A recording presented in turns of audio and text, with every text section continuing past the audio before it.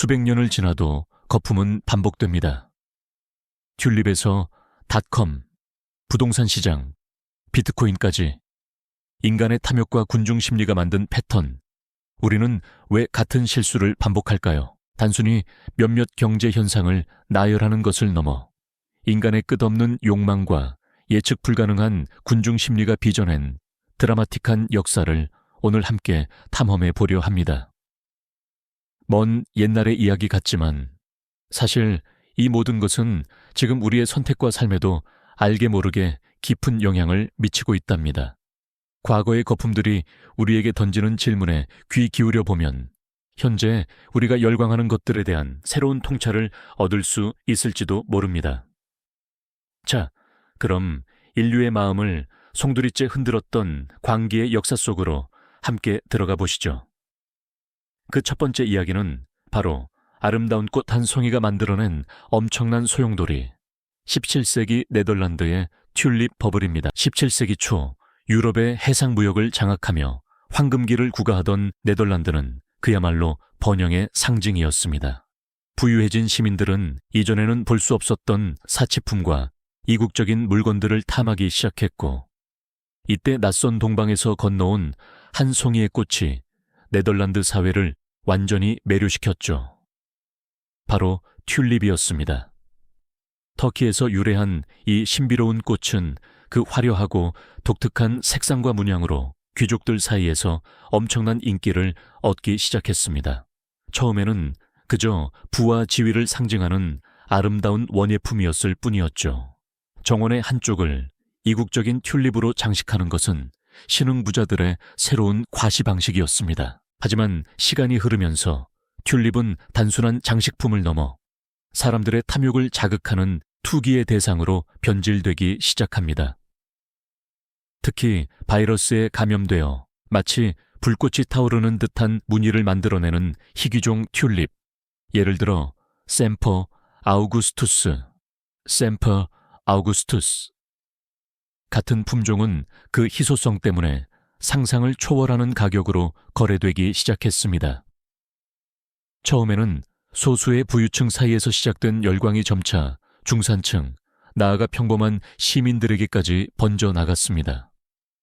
사람들은 너도나도 튤립 구근을 사들이기 위해 재산을 탕진했고, 심지어는 집이나 토지까지 담보로 잡아가며 튤립 시장에 뛰어들었죠. 그야말로 광기의 시대였습니다. 한때는 단돈 몇 길더에 불과했던 튤립 구근의 가격이 숙련된 장인의 1년치 수입을 넘어서고 급기야 암스테르담의 최고급 주택 한 채보다 더 비싸지는 기이한 현상까지 벌어졌습니다.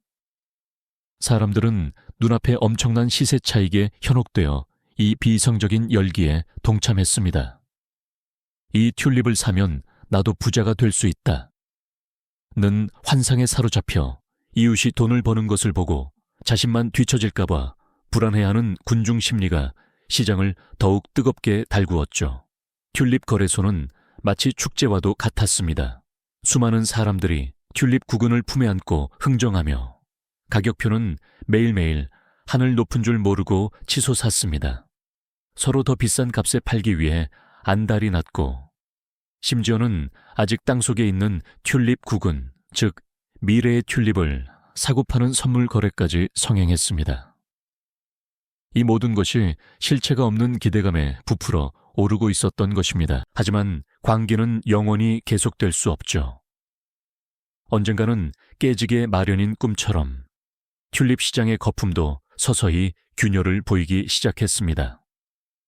사람들은 언제까지나 튤립 가격이 오를 것이라는 맹목적인 믿음에 사로잡혀 있었지만 어느 순간 누군가가 이건 너무 비싸 라고 외치며 매도하기 시작하자 마치 도미노처럼 시장 전체가 흔들리기 시작했습니다.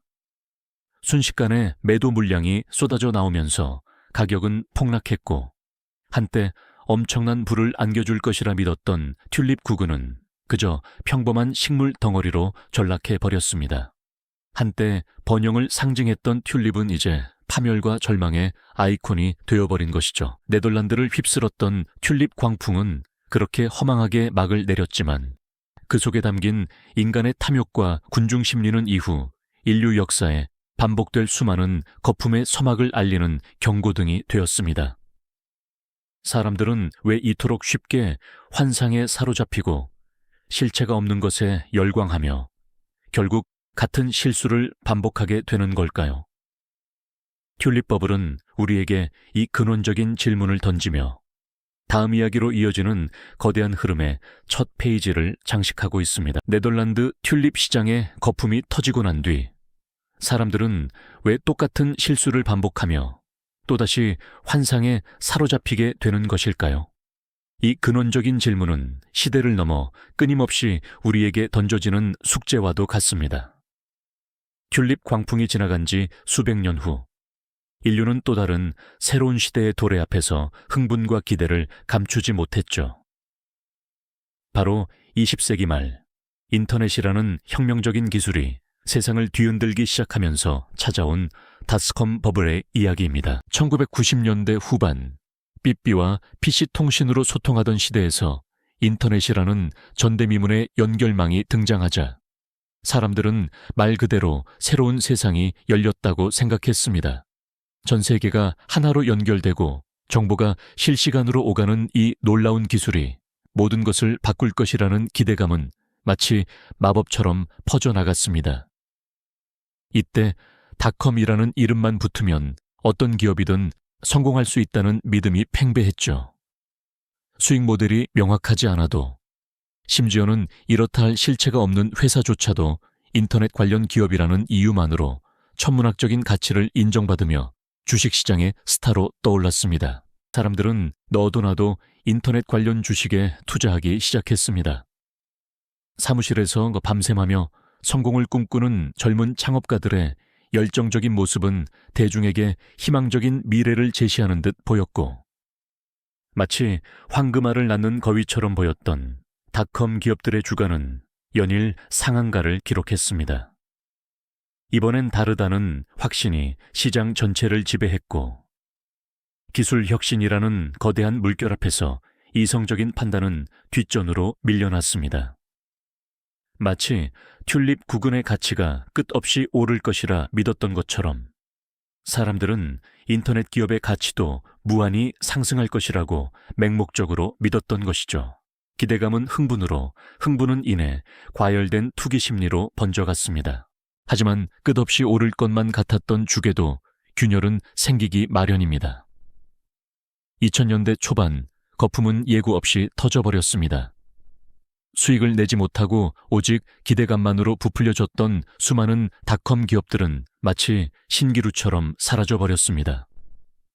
한때 성공의 상징이었던 IT 기업들의 로고는 증권거래소에서 공포와 허탈감의 상징으로 바뀌었고, 번성했던 스타트업 사무실은 텅 빈 서버실과 함께 폐쇄되었습니다. 주식시장은 순식간에 폭락했고 수많은 투자자는 엄청난 손실을 떠안아야 했습니다. 인터넷이라는 새로운 기술이 가져다 줄 것이라 믿었던 환상은 한순간에 허탈감으로 변해버린 것이죠. 닷컴 버블은 기술 혁신이 인간의 투기 심리와 결합했을 때 얼마나 거대한 거품을 만들어낼 수 있는지, 그리고 그 거품이 터졌을 때의 파괴력이 얼마나 큰지를 여실히 보여주었습니다. 이처럼 새로운 기술이 만들어낸 환상이 꺼져갈 무렵, 인류는 또다시 다른 형태의 꿈에 사로잡히기 시작합니다. 바로 내 집 마련이라는 보편적인 욕망이 투기 심리와 결합하여 전 세계를 뒤흔들었던 글로벌 부동산 버블의 시대였죠. 2000년대 초중반, 세계 경제는 낮은 금리와 금융규제 완화라는 달콤한 유혹에 빠져들었습니다. 돈을 빌리기가 쉬워지자 사람들은 너도 나도 주택 구매에 나섰고, 주택 가격은 걷잡을 수 없이 오르기 시작했습니다. 부동산은 더 이상 거주 공간이 아닌 가장 확실한 투자 수단이자 부의 상징으로 여겨졌습니다. 특히 미국에서는 신용 등급이 낮은 사람들에게도 무분별하게 주택담보대출을 해주었는데 이를 서브프라임 모기지라고 부릅니다. 은행들은 대출을 갚지 못할 위험이 큰 사람들에게까지 주택을 담보로 돈을 빌려주었고, 이 위험한 대출 채권을 여러 금융상품으로 쪼개서 팔아버렸습니다. 마치 썩은 사과를 여러 바구니에 나눠 담아 괜찮은 것처럼 포장한 것과 같았죠. 사람들은 아파트 모델하우스 앞에 길게 줄을 서며 내 집 마련의 꿈을 키웠고, 가족들은 더 넓고 좋은 집에서 행복한 미래를 그렸습니다. 대출 서류에 서명하며 밝은 미래를 기대했던 그 순간, 그들은 자신들이 거대한 거품의 한가운데 서 있다는 사실을 알지 못했습니다. 그렇게 전 세계는 부동산은 절대 떨어지지 않는다는 환상에 깊이 젖어들었죠. 집값이 오르면 집을 담보로 또다시 대출을 받아 더 큰 집을 사고, 그마저도 여의치 않으면 대출받은 돈을 주식이나 다른 곳에 투자하는 부의 착시 현상이 만연했습니다. 사람들은 자신의 자산이 불어나는 것을 보며 깊은 안도감을 느꼈고, 드디어 나도 내 집을 갖게 되었다는 희망에 한껏 부풀었죠. 마치 마법처럼 모두가 손쉽게 부자가 되는 듯한 착각 속에서 이 거대한 금융 피라미드는 한층 더 높이 쌓아 올려졌습니다. 주택은 단순한 주거 공간을 넘어 미래를 보장하는 가장 확실한 투자처이자 신분 상승의 사다리로까지 여겨졌으니까요. 이러한 믿음은 사람들의 탐욕을 한없이 부추겼고, 조금이라도 늦으면 이 엄청난 기회를 놓칠 것이라는 불안감을 심어주며 끊임없이 더 많은 사람들을 시장으로 뛰어들게 만들었습니다. 하지만 이 환상은 마치 모래 위에 위태롭게 지어진 성과 다를 바 없었습니다.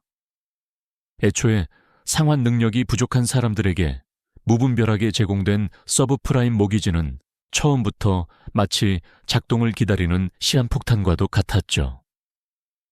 금융기관들은 이 위험천만한 대출 채권들을 여러 개 묶어 아주 복잡한 금융상품으로 교묘하게 재포장했습니다. 이는 마치 낡은 부품들로 조립된 자동차를 새 것처럼 화려하게 꾸며 아무것도 모르는 이들에게 비싸게 팔아넘기는 것과 같았달까요? 이 상품들은 신용평가기관으로부터 터무니없이 높은 등급을 받고는 전 세계 금융시장에 아무런 제약 없이 유통되었습니다. 투자자들은 그 안에 숨겨진 치명적인 위험을 제대로 인지하지 못한 채 이 달콤한 수익률이라는 유혹에 깊이 빠져들었죠. 이처럼 위험한 대출이 금융 시스템 구석구석에 퍼져나가면서 겉으로는 화려해 보였던 거대한 금융 생태계는 안으로는 서서히 골마가고 있었던 겁니다. 결국 2006년부터 미국 중앙은행이 금리를 서서히 인상하기 시작하면서 상황은 눈 깜짝할 사이에 급변하기 시작했습니다. 변동금리 대출을 받았던 수많은 서브프라임 차입자들은 갑작스럽게 불어난 이자 부담을 도저히 감당할 수 없게 되었죠. 월별 상환액이 감당 불가능한 수준으로 치솟자 자신의 집을 포기하는 사람들이 마치 쓰나미처럼 속출하기 시작했습니다. 압류된 주택들이 시장에 매물로 쏟아져 나오면서 주택가격은 걷잡을 수 없이 폭락했고, 한때 하늘 높은 줄 모르고 치솟던 부동산 가치는 순식간에 아무런 가치 없는 종이 조각처럼 변해버렸습니다. 그토록 소중했던 내 집 마련의 꿈은 단 하루아침에 잔혹한 악몽으로 돌변했고, 수많은 가정이 모든 것을 잃고 길거리로 내몰리는 비극적인 현실을 고스란히 마주해야 했죠. 주택 가격의 처참한 폭락은 곧 금융시장 전체를 뒤흔드는 그야말로 거대한 파장을 일으켰습니다. 주택담보대출을 기반으로 복잡하게 만들어졌던 수많은 금융상품들의 가치가 말 그대로 휴지 조각이 되어버렸고, 이를 대량으로 보유하고 있던 전 세계 유수의 은행과 투자회사들은 상상조차 할 수 없는 막대한 손실을 입었습니다. 심지어 리먼 브러더스와 같은 세계적인 대형 투자은행이 파산하는 등 금융 시스템의 근간 자체가 뿌리째 흔들리는 전례 없는 위기가 찾아왔습니다. 한때 번성했던 금융계는 깊은 공포와 불안감이 드리워졌고, 투자자들은 혼란에 빠져 자신들의 자산을 필사적으로 지키려 했지만 이미 때는 너무 늦어버린 상황이었죠. 이 거대한 금융위기는 단지 미국 내부에만 머무르지 않고 전 세계로 마치 전염병처럼 빠르게 확산되었습니다.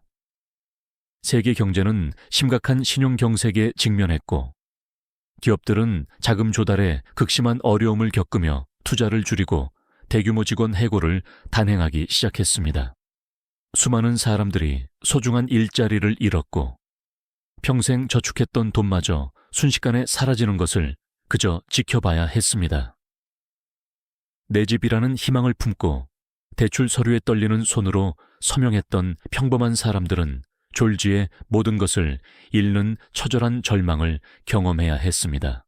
이처럼 글로벌 부동산 버블은 단순한 경제 현상을 훨씬 넘어 수많은 개인의 삶을 송두리째 파괴하며 사회 전반에 깊은 상처를 남겼습니다.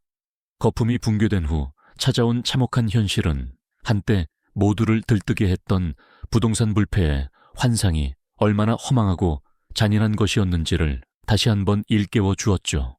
거품은 단지 가격이 오른 사건이 아닙니다. 그 안에는 우리 인간의 기대, 불확실성, 그리고 두려움이 섞여 있습니다. 이제 우리는 과거의 패턴을 알게 되었고, 다음 거품 앞에서는 조금 더 냉정해질 수 있습니다. 이 영상이 도움이 되셨다면 좋아요와 구독 부탁드립니다. 감사합니다.